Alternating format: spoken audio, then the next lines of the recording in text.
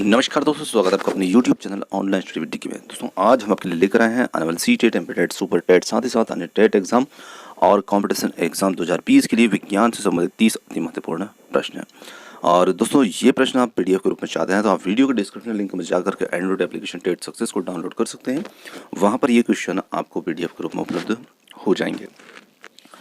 और साथ ही साथ आप ऑडियो लेसन सुनना पसंद करते हैं तो आप खबरी ऐप को डाउनलोड कर सकते हैं और वहाँ खबरी ऐप पर आपको कई ऑडियो लेसन सुनने को मिलते हैं और वहाँ पर भी आप हमारे चैनल को फॉलो कर सकते हैं।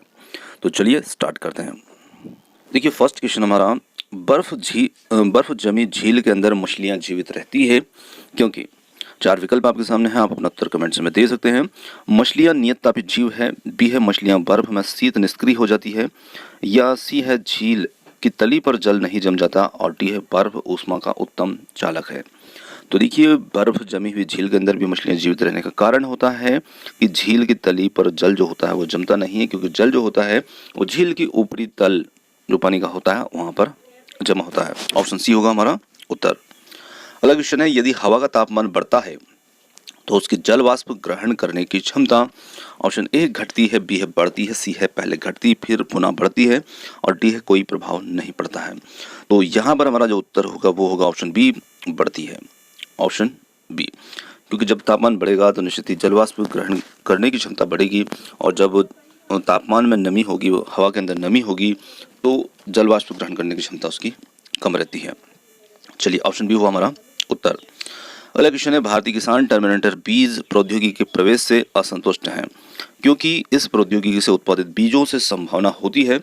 ऑप्शन ए खराब अंकुरण दिखने की, बी है उच्च गुणवत्ता के बावजूद अल्प उपज वाले पौधे बनने की, सी है लैंगिक रूप से बांझ पौधे के उगने की, और डी है अंकुरण क्षम बीज बनाने में असमर्थ पौधों के उगने की। तो यहाँ पर हमारा उत्तर होगा ऑप्शन डी, अंकुरण क्षम बीज बनाने में असमर्थ पौधों के उगने की। चलिए अगला क्वेश्चन है, नीम के वृक्ष ने औद्योगिक महत्व प्राप्त कर लिया है।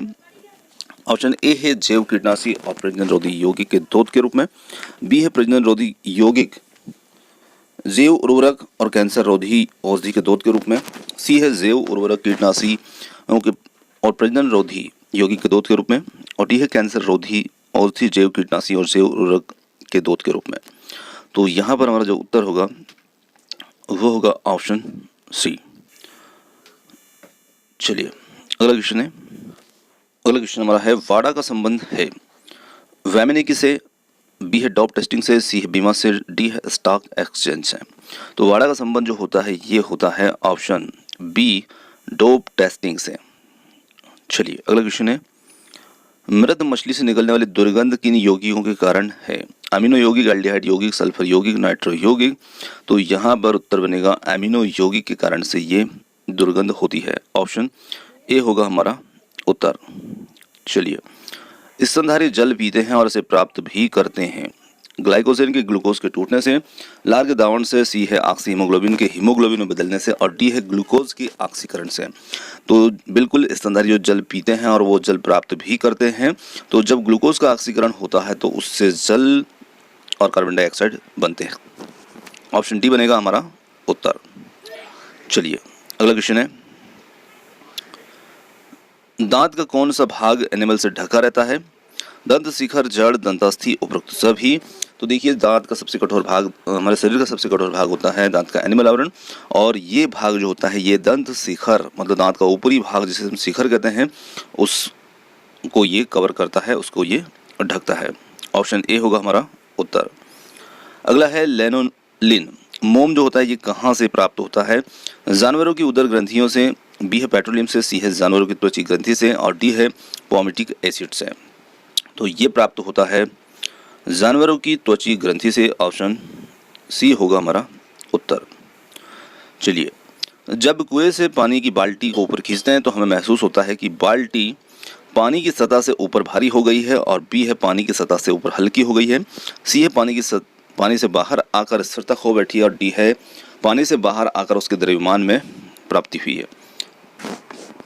तो निश्चित यहाँ पर हम जब कुएं से पानी की बाल्टी को ऊपर खींचते हैं तो जब बाल्टी जल की सतह से बाहर आती है, मतलब ऊपर आती है, तो वो निश्चित भारी हो जाती है, और जब तक वो जल के अंदर रहती है तब तक हमें भार कम महसूस होता है। तो ऑप्शन ए बनेगा यहाँ हमारा उत्तर। चलिए अगला क्वेश्चन है, पीसा की झुकी हुई मीनार गिर नहीं जाती, इसका कारण है क्योंकि वह शीर्ष भाग में पतली हो गई है, बी है वह बड़े तल क्षेत्रफल को आच्छादित करती है, सी है इसका गुरुत्वाकर्षण केंद्र निम्नतम स्थिति में रहता है, और डी है गुरुत्वाकर्षण केंद्र से हो जाने वाली ऊर्ध्वाधर लाइन तल के अंदर रहती है। तो यहाँ गुरुत्वाकर्षण केंद्र से जाने वाली जो ऊर्ध्वाधर लाइन होती है, रेखा, वो तल के अंदर होती है। ऑप्शन डी बनेगा उत्तर। अगला है, मिट्टी के घड़े में निम्न में से किस क्रिया के कारण जल जो होता है वो ठंडा रहता है? द्रवण, वाष्पीकरण, ऊर्ध्वपातन, और डी है उपरोक्त में से कोई नहीं। तो यहाँ पर हम कह सकते हैं कि जो मिट्टी का घड़ा होता है उसकी सतह से वाष्पीकरण होता है। ऑप्शन बी होगा उत्तर, जिसके कारण जल जो होता है वो ठंडा रहता है। अगला है, लेजर एक युक्ति है जिसके द्वारा उत्पन्न किया जाता है। स्वतः विकिरण, वर्ण विक्षेपण, विक्षेपित विकिरण, सी है प्रकीर्ण विकिरण, और डी है उद्दीप्त विकिरण। तो लेजर के द्वारा जो विकिरण उत्पन्न किया जाता है वो होता है उद्दीप्त विकिरण। ऑप्शन डी होगा हमारा उत्तर। अगला क्वेश्चन है, सड़क पर चलने की अपेक्षा बर्फ पर चलना कठिन होता है क्योंकि बर्फ सड़क से सख्त होती है, सड़क बर्फ से सख्त होती है, सी है जब हम अपने पैर से धक्का देते हैं तो बर्फ कोई प्रतिक्रिया व्यक्त नहीं करती, और डी है बर्फ में सड़क की अपेक्षा घर्षण कम होता है। तो यहाँ ऑप्शन डी बनेगा, बर्फ में सड़क की अपेक्षा घर्षण कम होता है, ये हमारा उत्तर होगा। अगला क्वेश्चन है, निम्नलिखित में से कौन सा तत्व प्रदूषण नहीं फैलाता? तांबा, कैडमियम, आर्सेनिक, निकेल। तो यहाँ पर उत्तर होगा तांबा। Option A. अगला क्वेश्चन है, खनिज क्या है? द्रव, अकार्बनिक, ठोस, गैस या उपरोक्त सभी। तो यहाँ पर हम कह सकते हैं कि द्रव खनिज होते हैं, अकार्बनिक ठोस होते हैं। अगला है, वायु में थोड़ी देर रखने पर किसी धातु के ऊपर हरे रंग की बेसिक कार्बोनेट की परत जम जाती है, वो धातु कौन सी है? तांबा, चांदी, निकेल, जस्ता। तो वो धातु होती है तांबा, क्योंकि तांबा जो होता है जब थोड़ी सी नमी और वायु में संपर्क में रहता है तो इस पर हरे रंग की परत आ जाती है। ऑप्शन ए होगा उत्तर। चलिए अगला क्वेश्चन है, निम्नलिखित में से सबसे भारी धातु कौन सी है? तो यहाँ पर 4 धातुएं दे रखी हैं और इनमें से हमें पहचानना है कि भारी धातु कौन सी है। तांबा, यूरेनियम, एल्यूमिनियम, चांदी। तो यहाँ पर यूरेनियम होगा हमारा उत्तर। चलिए अगला क्वेश्चन है, निम्न धातुओं में से कौन सामान्य ताप पर द्रव है? सीसा, पारा, निकल या फिर टीन। तो जो पारा होता है ये सामान्य ताप पर द्रव अवस्था में रहता है। ऑप्शन बी होगा उत्तर। अगला है, किस धातु से बनाया गया मिश्र धातु हवाई जहाज तथा रेल के डिब्बे में पुर्जों में काम में लिया जाता है? तांबा, लोहा, एल्यूमिनियम या डी है इनमें से कोई नहीं।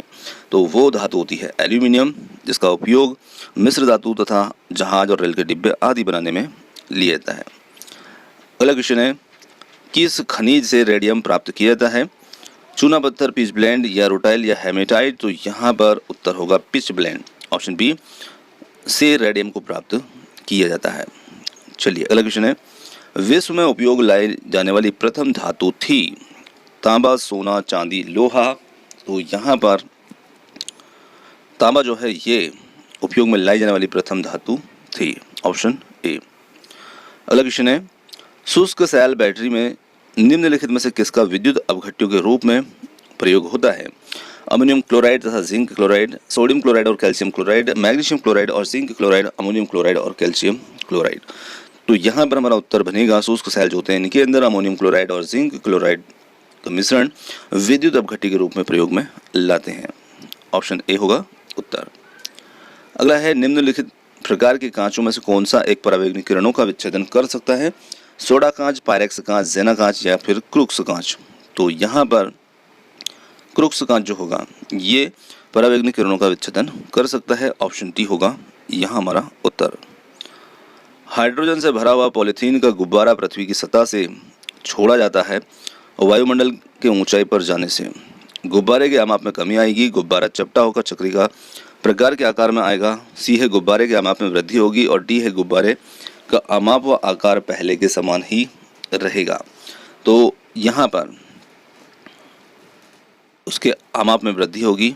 Option C. चलिए अगला क्वेश्चन है, निम्नलिखित में से कौन सा एक पदार्थ बहुत कठोर और तन्य है? Carborundum, tungsten, cast iron, nichrome. तो यहाँ पर उत्तर होगा कठोर होने के साथ साथ तन्यता भी वो रखता है। Option D nichrome. चलिए अगला क्वेश्चन है, पेयजल में गामा उत्सर्जक समस्थानिक है या नहीं, इसकी पुष्टि निम्नलिखित में से किसके द्वारा की जाती है? सूक्ष्मदर्शी, सीसा पट्टी का प्रस्फुरण गणक या स्पेक्ट्रमी प्रकाशमापी। तो इसका परीक्षण जो इसकी पुष्टि होती है ये की जाती है प्रस्फुरण गणक के माध्यम से। ऑप्शन सी होगा हमारा उत्तर। अगला क्वेश्चन है, निम्नलिखित में से कौन सा अच्छा स्नेहक है? हीरा का चूर्ण, इसी के साथ ग्रेफाइट चूर्ण, गलित कार्बन या कार्बन और लोहे की मिश्र धातु। तो ग्रेफाइट चूर्ण जो होता है ये बहुत अच्छा स्नेहक होता है। ऑप्शन बी होगा उत्तर। अगला है, बेकिंग सोडा के संबंध में निम्नलिखित में से कौन सा कथन सही नहीं है? इसका प्रयोग सोडा अम्ल अग्निशमक में होता है। ऑप्शन बी है, यह भोजन पकाने की क्रिया को तीव्रतर करने के लिए मिलाया जाता है। या सी है, यह एक संचारी क्षारक है।